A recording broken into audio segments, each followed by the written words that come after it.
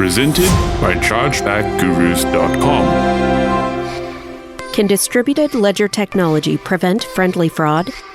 You know how the old saying goes. Give a person a Bitcoin and they might realize some short-term investment gains for a day. Teach them how the blockchain works and they'll understand a technology with a lifetime of potentially useful applications. Something like that anyway.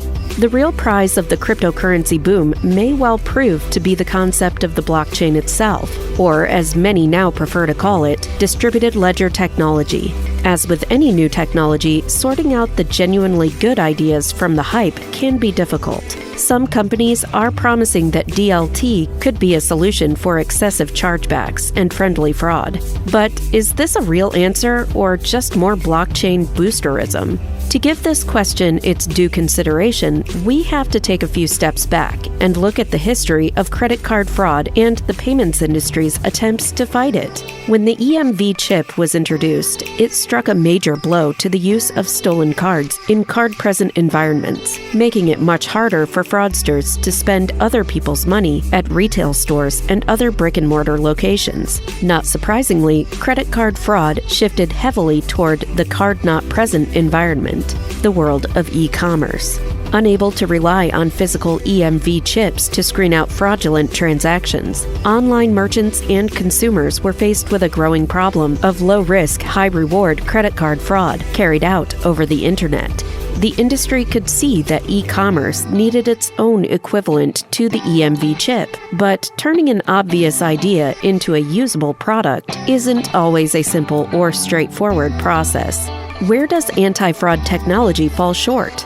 To stop card-not-present fraud in e-commerce, anti-fraud software was created that inserts itself into the checkout process and asks for additional verifying information from the consumer, such as a PIN or password, or some other authenticating information that wouldn't be stored with card and consumer data. Verified by Visa and 3D Secure were two of the most notable anti-fraud tools in this category, and they worked quite well at stopping low-effort fraudsters. The problem was that consumers hated them. They slowed down the checkout process, demanded additional information from the consumer that they didn't always have on hand, and they led to complaints, confusion, and abandoned shopping carts.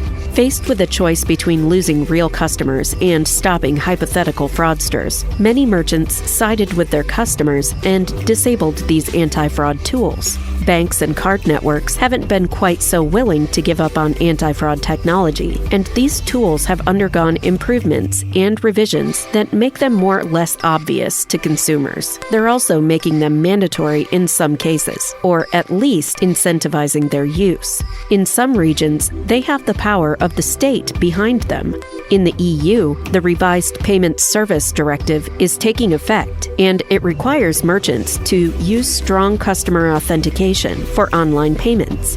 For most merchants, the easiest way to comply with this mandate is to use tools like 3D Secure 2.0. So the solution may be less elegant than a single embedded chip, but e-commerce may have found its answer to EMV. Does that mean the fraudsters are out of options and will wither up and vanish? Not a chance, unfortunately. Where will fraudsters turn? We don't like to pay compliments to fraudsters, but let's face facts. They are resilient, they are persistent, and some of them are very clever. When one pathway to fraud is closed off to them, they find an alternate route. If online card-not-present fraud becomes too difficult to be worth their efforts, they'll turn to a target that's less regulated and less well understood. Merchants are already dealing with this kind of fraud, some of it intentional, some not.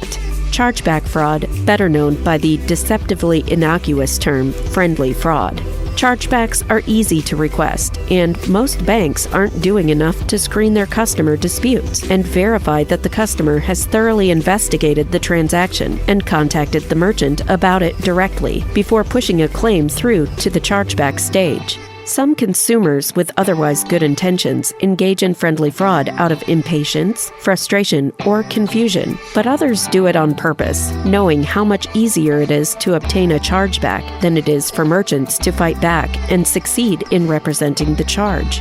Right now, friendly fraud isn't the quickest, easiest, or most lucrative scheme for ambitious fraudsters. But as purchasing security improves, that may change, and we may begin to see much more organized and elaborate schemes for stealing money by manipulating the chargeback process.